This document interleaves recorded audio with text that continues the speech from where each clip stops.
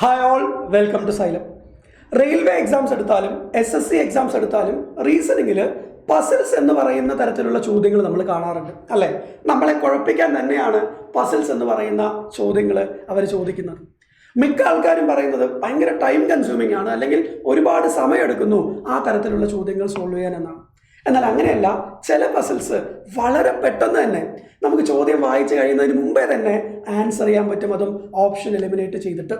അപ്പം നമുക്ക് ഇന്നത്തെ ഒരു സെഷനിൽ എങ്ങനെയാണ് ആ തരത്തിലുള്ള ചോദ്യങ്ങൾ വളരെ പെട്ടെന്ന് തന്നെ നമുക്ക് സോൾവ് ചെയ്യാൻ പറ്റാൻ നോക്കിയാലോ. റൈറ്റ്. അപ്പോൾ പ്രധാനമായിട്ടും ഈ തരത്തിലുള്ള ചോദ്യങ്ങൾ എങ്ങനെയാണ് നമുക്കൊന്ന് നോക്കാം. അതായത് കുറച്ച് ആൾക്കാരുണ്ടെന്ന് പറയും, പേര് തരാം, അല്ലെങ്കിൽ ABCDFG അങ്ങനെ കുറച്ച് ആൾക്കാരുണ്ടെന്ന് പറയും. എന്നിട്ട് അവരെ ഹൈറ്റിൻ്റെ അടിസ്ഥാനത്തിൽ അവർ അറേഞ്ച് ചെയ്യും. അതായത് A Bയേക്കാളും ഉയരം കൂടുതലാണ്, എന്നാൽ Cയേക്കാളും ചെറുതാണ്. സോ ആ രീതിയിൽ ഹൈറ്റിൻ്റെ അടിസ്ഥാനത്തിലോ അല്ലെങ്കിൽ വെയിറ്റിൻ്റെ അടിസ്ഥാനത്തിലോ അല്ലെങ്കിൽ എന്തെങ്കിലും ഒരു ക്വാളിറ്റി, അതായത് എന്തെങ്കിലും ഒരു കാര്യത്തിൻ്റെ അടിസ്ഥാനത്തിൽ ആദ്യം എക്സാം എഴുതി ഇന്നാളാണ്, രണ്ടാമത് എക്സാം എഴുതി ഇന്നാളാണ്. സോ ആ രീതിയിൽ എന്തെങ്കിലും ഒരു ആക്ടിവിറ്റി അവർ ചെയ്യുന്ന ആക്ടിവിറ്റിൻ്റെ അടിസ്ഥാനത്തിലോ ഇവരെ നമ്മൾ എന്ത് ചെയ്യാൻ പറയും, അറേഞ്ച് ചെയ്യാൻ പറയും. അതിനായിട്ട് കൃത്യമായിട്ട് അവരൊരു സ്റ്റേറ്റ്മെൻറ്റ് അല്ലെങ്കിൽ സ്റ്റേറ്റ്മെൻറ്റിൻ്റെ കോമ്പിനേഷൻസ് തരും. അപ്പോൾ നമ്മളത് വായിച്ച് കൃത്യമായിട്ട് അവരെ അറേഞ്ച് ചെയ്യുന്നു. എന്നിട്ട് അവർ ചോദിക്കുന്ന ചോദ്യം എന്തായിരിക്കും അറിയോ, അതായത് ഹൈറ്റിൻ്റെ അടിസ്ഥാനത്തിലാണ് നമ്മൾ ഇവരെ അറേഞ്ച് ചെയ്യുന്നതെങ്കിൽ ഏറ്റവും ഹൈറ്റ് കൂടിയ ആളാരാണ്, ഓക്കെ.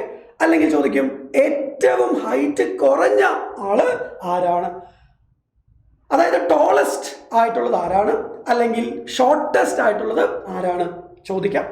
ഇനി അതെല്ലാവരും നമ്മൾ വെയിറ്റിന്റെ അടിസ്ഥാനത്തിലാണ് അറേഞ്ച് ചെയ്യുന്നതെങ്കിൽ അവർക്ക് ചോദിക്കാം ഏറ്റവും ഹെവിയസ്റ്റ് ആയിട്ടുള്ള, ഏറ്റവും വെയിറ്റ് കൂടിയ ആൾ ആരാണ്, അല്ലെങ്കിൽ ഏറ്റവും ലൈറ്റസ്റ്റ് ആയിട്ടുള്ള വെയിറ്റ് കുറഞ്ഞ ആള് ആരാണ്. അപ്പൊ നമ്മൾ ആദ്യം തന്നെ മനസ്സിലാക്കേണ്ടത് എന്താണ് ഇവിടെ അവർ ഉദ്ദേശിക്കുന്നത് അല്ലേ. അതായത് എക്സ്ട്രീമെൻസിലുള്ള ആൾക്കാരെ മാത്രമേ ഇവർ ചോദിക്കുന്നുള്ളൂ.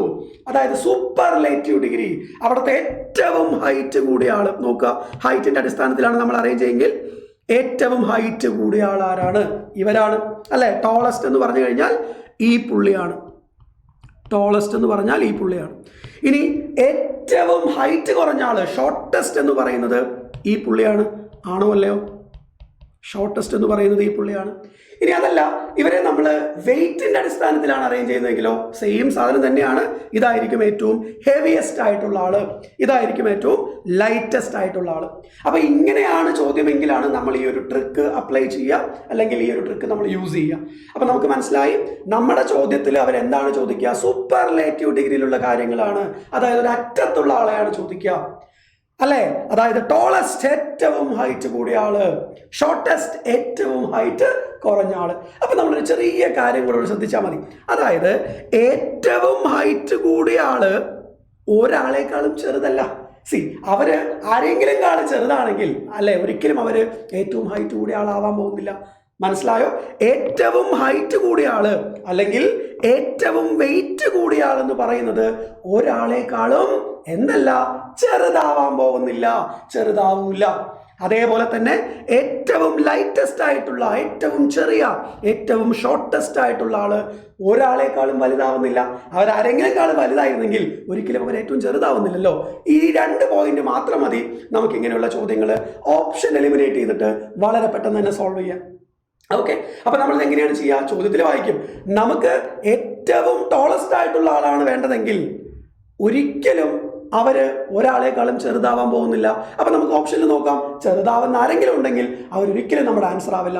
സോ ആ രീതിയിൽ ചോദ്യം വായിക്കുന്നതിന് മുമ്പ് തന്നെ, അല്ലെങ്കിൽ വായിച്ചു കഴിയുന്നതിന് മുമ്പ് തന്നെ നമുക്ക് ഈ തരത്തിലുള്ള ചോദ്യങ്ങൾ ആൻസർ ചെയ്യാൻ സാധിക്കും. അപ്പോൾ എക്സാംസിനൊക്കെ കൂടുതലും വരുന്ന ചോദ്യങ്ങളാണ്. അപ്പൊ നമുക്ക് ഇങ്ങനെ തന്നെ ഈ ഒരു അപ്രോച്ച് യൂസ് ചെയ്തിട്ട് തന്നെ നമുക്ക് എന്ത് ചെയ്യാൻ പറ്റണം, ആൻസർ ചെയ്യാൻ പറ്റണം, അല്ലെങ്കിൽ സോൾവ് ചെയ്യാൻ പറ്റണം. അപ്പൊ കാര്യങ്ങൾ മനസ്സിലായല്ലോ. ഏറ്റവും വലിയ ആള് ഒരിക്കലും ആരെക്കാളും ചെറുതാവുന്നില്ല, ഏറ്റവും ചെറിയ ആള് ആരെക്കാളും വലുതുമാവുന്നില്ല. ഈ 2 കാര്യം മതി നമുക്ക് ചോദ്യങ്ങൾ വളരെ പെട്ടെന്ന് തന്നെ സോൾവ് ചെയ്യാം. അപ്പൊ ഇനി സമയം കളയുന്നില്ല, let's get into the question. Yes, among 7 friends, 7 ആൾക്കാരുണ്ട്, ABCDEF and G. ഓക്കെ അല്ലെ, 7 ആൾക്കാരുണ്ട് എന്ന് പറയുന്നുണ്ട്. അപ്പൊ ശ്രദ്ധിച്ച് ചോദ്യം വായിക്കാം. G is elder than A and C. അതായത് ജി എന്ന് പറയുന്നത് എക്കും സിക്കും മുകളിലാണ്, എൽഡർ ആണ്, വലുതാണ്. അപ്പൊ നമ്മൾ മനസ്സിലാക്കണം, ചോദ്യം എന്താണെന്ന് മനസ്സിലാക്കണ്ടേ. Who is the eldest? ഏറ്റവും വലിയ പ്രായം കൂടിയ ആളാണ്, എൽഡസ്റ്റ് ആണ് ചോദ്യം. ഏറ്റവും വലിയ ആൾ ആരാണെന്നാണ് ചോദ്യം. അപ്പൊ ഏറ്റവും വലിയ ആള് ഒരാളെക്കാളും ചെറുതാവില്ല, നമുക്കറിയാം. ആണോ അല്ലയോ? അതെ. ഇനി നമ്മൾ ചോദ്യത്തിലോട്ട് വരുമ്പോൾ നോക്കുക, G is elder than A and C. G എന്ന് പറയുന്നത് എയുടെയും സിയുടെയും മൂത്തതാണ്, എൽഡർ ആണ്. അപ്പൊ എയും സിയും എന്തായാലും ചെറുതാണ്, അവരൊരിക്കലും വലിയ ആളാവുന്നില്ല. നോക്കുക, സി ഒരിക്കലും നമ്മുടെ ആൻസർ അല്ല, സി കളഞ്ഞു അല്ലേ. C is elder than D, C already കളഞ്ഞു, പിന്നെ നമുക്ക് നോക്കിയിട്ട് കാര്യമില്ല. F is elder than one friend only. F എന്ന് പറയുന്നത് ഒരൊറ്റ ആളിനെക്കാളും വലുതേ ഉള്ളൂ, ബാക്കി ആൾക്കാരെല്ലാം എഫിനെക്കാളും വലുതായിരിക്കുമല്ലോ. മൊത്തം 7 പേരില്ലേ. എഫ് എന്ന് പറയുന്നത് എൽഡർ ദാൻ ഒരൊറ്റ ആളിനെക്കാളും മൂത്തതാണ്. അതായത് നമ്മൾ അറേഞ്ച് ചെയ്യുകയാണെങ്കിൽ എഫിന് താഴെ ഒരാളാണ്, ബാക്കി എല്ലാവരും എഫിന്റെ മുകളിലാണ് എന്ന് പറയുമ്പോൾ എഫ് എങ്ങനെയാണ് ഏറ്റവും പ്രായം കൂടിയ ആളാവുക? ഒരിക്കലും നമുക്ക് എഫ് ആൻസർ ആവില്ല എന്ന് പറയാൻ പറ്റും. A is third eldest. A എന്ന് പറയുന്നത് മൂന്നാമത്തെ എൽഡസ്റ്റ് ആണ്, അത് നമുക്ക് ആവശ്യമില്ല. ഈസ് ദ യങ്ങസ്റ്റ്, ഈ ആണ് ഏറ്റവും ചെറുത്, ആവശ്യമില്ല. G is younger than B. G ബിനേക്കാളും എന്താണ്? ചെറുതാണ്, ഒരിക്കലും ജി ആൻസർ ആവില്ല. ഓപ്ഷൻസ് നമ്മൾ 3 കളഞ്ഞു, എലിമിനേറ്റ് ചെയ്ത് കളഞ്ഞു. പിന്നെ നമുക്ക് ആരേ ഉള്ളൂ? Option B, B. Option C is the correct answer അല്ലേ. അപ്പൊ നമ്മുടെ ആൻസർ എന്താ വരിക? ബി ആണ് ഇവിടെ ഏറ്റവും എൽഡസ്റ്റ് ആയിട്ടുള്ള പ്രായം കൂടിയ ആളെന്ന് പറയുന്നത്. സി, വളരെ സിമ്പിൾ ആയിട്ടുള്ള കാര്യം. സോ വളരെ സിമ്പിൾ ആണ് ഈ തരത്തിലുള്ള ചോദ്യങ്ങൾ ചെയ്യാൻ. ബട്ട് ഒരു കാര്യം കൂടെ നമ്മൾ ശ്രദ്ധിക്കണം, ഇവിടെ നൺ ഓഫ് ദീസ് എന്ന് പറയുന്നത് ഇല്ല എന്ന് ഉറപ്പ് വരുത്തണം. ഓക്കെ, സോ മിക്ക സമയം നമ്മളിങ്ങനെ കാണാറില്ല. ബട്ട് അങ്ങനെ ഉണ്ടെങ്കിൽ നമ്മൾ ആസ് യൂഷ്വൽ അറേഞ്ച് ചെയ്യുന്ന രീതിയിലോട്ട് നമ്മൾ പോകണം. ബട്ട് അല്ലാത്ത രീതിയിലാണ് ചോദ്യമെങ്കിൽ ഒരു കാരണവശാലും നമുക്ക് എന്ത് ചെയ്യേണ്ട? ഒന്നും വേണ്ട, പെൻ പേപ്പർ ഒന്നും വേണ്ട. ജസ്റ്റ് ചോദ്യം വായിക്കുന്നു, വായിച്ച് കഴിയുന്നത് അല്ലെങ്കിൽ വായിച്ച് തീരുന്നതിന് മുമ്പേ തന്നെ നമുക്ക് ഓപ്ഷൻ കൃത്യമായിട്ട് പറയാനും സാധിക്കും.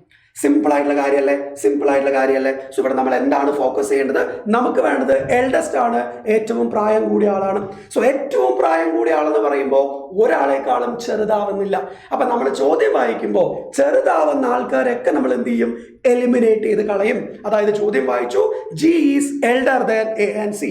ജി എന്ന് പറയുന്നത് എയുടെയും സിയുടെയും മുകളിലാണ്. അപ്പൊ എയും സിയും എന്തായാലും താഴെയാണ്, എയും സിയും ഒരിക്കലും ഏറ്റവും മൂത്താളാവില്ല. അപ്പൊ നമുക്ക് ഇവിടെ എന്തേ ഉള്ളൂ? സി മാത്രമേ ഉള്ളൂ, സി കളഞ്ഞു. സി ഈസ്, പിന്നെ സിയുടെ കാര്യം നോക്കണ്ട, സി ഒരിക്കലും ആൻസർ അല്ല. C is elder than D ആണ്, ഡിനെക്കാളും ഡിയും ആൻസർ ആവില്ല, നോക്കേണ്ട ആവശ്യമില്ല. F is elder than one friend only. F എന്ന് പറയുന്നത് ഒരേ ഒരു ഫ്രണ്ടിനെക്കാളും മുകളിലേ ഉള്ളൂ. അപ്പൊ ബാക്കി എല്ലാവരും എഫിന്റെ മുകളിലായിരിക്കണം. മൊത്തം 7 പേരുണ്ട്, എഫ് ഒരിക്കലും ആൻസർ അല്ല, അതും നമ്മൾ കളഞ്ഞു. എ ഈസ് തേർഡ് എൽഡസ്റ്റ് വേണ്ട, ഈസ് ദ യങ്ങസ്റ്റ് വേണ്ട, അത് വായിച്ചില്ലെങ്കിലും നമുക്ക് സാരില്ല, കാരണം നമ്മുടെ ഓപ്ഷനിൽ അതൊന്നും ഇല്ല. Right, G is younger than B. G എന്ന് പറയുന്നത് ബി യേക്കാളും ചെറുതാണ്. അപ്പൊ ചെറുതാവോ നമ്മുടെ ആൻസർ? ജി ഒരിക്കലും ആൻസർ അല്ല. പിന്നീട് നമുക്ക് ആരേ ഉള്ളൂ? യെസ്, ഓപ്ഷൻ ബി മാത്രമാണ് നമുക്ക് ബാലൻസ് ഉള്ളൂ. So option B is the correct answer in this question. So വളരെ പെട്ടെന്ന് തന്നെ അല്ലേ നമ്മൾ ഫോക്കസ് ചെയ്ത് കൃത്യമായിട്ട് നമ്മൾ ചോദ്യം വായിക്കുകയാണെങ്കിൽ വളരെ പെട്ടെന്ന് തന്നെ ഈ തരത്തിലുള്ള ചോദ്യങ്ങൾ നമുക്ക് സോൾവ് ചെയ്യാൻ പറ്റും. അപ്പൊ ഇനി സമയം കളയുന്നില്ല, അടുത്ത ചോദ്യത്തിലോട്ട് പോവാം. യെസ്, ബിഫോർ ദാറ്റ് നമുക്കറിയാം ALP അല്ലേ. ALP എക്സാംസിന് പ്രിപ്പയർ ചെയ്യുന്ന ഒരുപാട് ആൾക്കാരുണ്ട്, ഒരുപാട് പേര് മെസ്സേജ് അയക്കുന്നുണ്ട്, എപ്പോഴാണ് അടുത്ത ബാച്ച് സ്റ്റാർട്ട് ചെയ്യുക എന്നുള്ള തരത്തിൽ. അപ്പോൾ നിങ്ങൾക്കായിട്ട് തന്നെയാണ് നമ്മൾ പുതിയൊരു ബാച്ച് കൂടെ ലോഞ്ച് ചെയ്തിട്ടുണ്ട്. So yes, 26 June 2022 first class ഉണ്ടാവുക. അപ്പോൾ 300+ ലൈവ് ക്ലാസ്സസ് ആയിരിക്കും, 2 to 4 hours ഡെയിലി എന്നുള്ള രീതിയിലായിരിക്കും നമ്മൾ ക്ലാസ്സുകൾ ഉണ്ടായിരിക്കുക. ആഴ്ചയിൽ 5 മുതൽ 6 ദിവസം വരെയും ക്ലാസ്സുകൾ ഉണ്ടാവും. അപ്പോൾ ഈ ഒരു കോഴ്സിന്റെ ഫീസ് എന്ന് പറയുന്നത് 2499 രൂപയാണ് നിങ്ങൾക്ക് കാണാം. അപ്പോൾ നിങ്ങൾക്ക് എന്തെങ്കിലും ബാച്ചിനെ കുറിച്ചോ അല്ലെങ്കിൽ കോഴ്സിനെ കുറിച്ചോ എന്തെങ്കിലും ഡൗട്ടോ കൺഫ്യൂഷൻസോ ഉണ്ടെങ്കിൽ ഈ കാണുന്ന നമ്പറിലോട്ട് നിങ്ങൾക്ക് കോൺടാക്ട് ചെയ്യാവുന്നതാണ്. ഓക്കെ അല്ലേ? റൈറ്റ്. ഇത് മാത്രമല്ല, നിങ്ങൾ പല ആൾക്കാരും NTPC CBT 1 ഒക്കെ എഴുതിയിട്ടിരിക്കുകയായിരിക്കും അല്ലേ. ഇനി നമ്മൾ റിസൾട്ട് വരാൻ വെയിറ്റ് ചെയ്യാതിരിക്കാം. അപ്പോൾ റിസൾട്ട് വരാൻ വെയിറ്റ് ചെയ്തിട്ട് റിസൾട്ട് വന്നതിന് ശേഷം നമുക്ക് CBT 2 പ്രിപ്പയർ ചെയ്യാം എന്നൊരിക്കലും നമ്മൾ വിചാരിക്കാൻ പാടില്ല. ബിക്കോസ് വി നോ എത്രയാണ് ഈ വലിയ കോമ്പറ്റീഷൻ എന്നുള്ള കാര്യം. അപ്പോൾ അതുകൊണ്ട് സമയം നമ്മൾ ഇപ്പം തന്നെ പ്രോപ്പർ നല്ല രീതിയിൽ തന്നെ യൂട്ടിലൈസ് ചെയ്യാൻ സാധിക്കണം അല്ലേ, പഠിക്കാൻ വേണ്ടിയിട്ട്. അപ്പോൾ അതുകൊണ്ട് തന്നെ CBT 2 എക്സാമിനെ ഫോക്കസ് ചെയ്തിട്ടും നമ്മൾ പുതിയൊരു ബാച്ച് ഉണ്ട്. Yes, RRB NTPC CBT 2 batch. അപ്പോൾ ഇവിടെ 250+ hours ഓഫ് ലൈവ് ക്ലാസ്സസ് ഉണ്ടായിരിക്കും. 2 to 4 hours ആയിരിക്കും ഡെയിലി ക്ലാസ്സുകൾ ഉണ്ടായിരിക്കുക. 5 മുതൽ 6 ദിവസം അഗൈൻ വീക്ക്ലി ക്ലാസ്സുകൾ ഉണ്ടായിരിക്കും. സോ സ്റ്റാർട്ടിംഗ് ഡേറ്റ് എന്ന് പറയുന്നത് 7 ജൂലൈ 2025 ആണ്. സോ 2500 രൂപയാണ് ഈ ഒരു ബാച്ചിൻ്റെ അല്ലെങ്കിൽ കോഴ്സിൻ്റെ ഫീസ് എന്ന് പറയുന്നത്. അപ്പോൾ നമ്മൾ ഈ തരത്തിലുള്ള ട്രിക്കുകളും കാര്യങ്ങളൊക്കെ തന്നെ ആയിരിക്കും ഓരോ സബ്ജക്റ്റിലും നമ്മൾ ഈ പറയുന്ന ബാച്ചുകളിലെല്ലാം നിങ്ങൾക്കായിട്ട് ഒരുക്കാൻ പോകുന്നത് അല്ലെങ്കിൽ തരുന്നത്. അപ്പോൾ നിങ്ങൾ ജോയിൻ ചെയ്യുക. അപ്പോൾ ബാക്കിയും ഒരുപാട് SSCക്കുമായിട്ടാലും ഒരുപാട് ബാച്ചുകൾ നമ്മുടെ കയ്യിലുണ്ട്.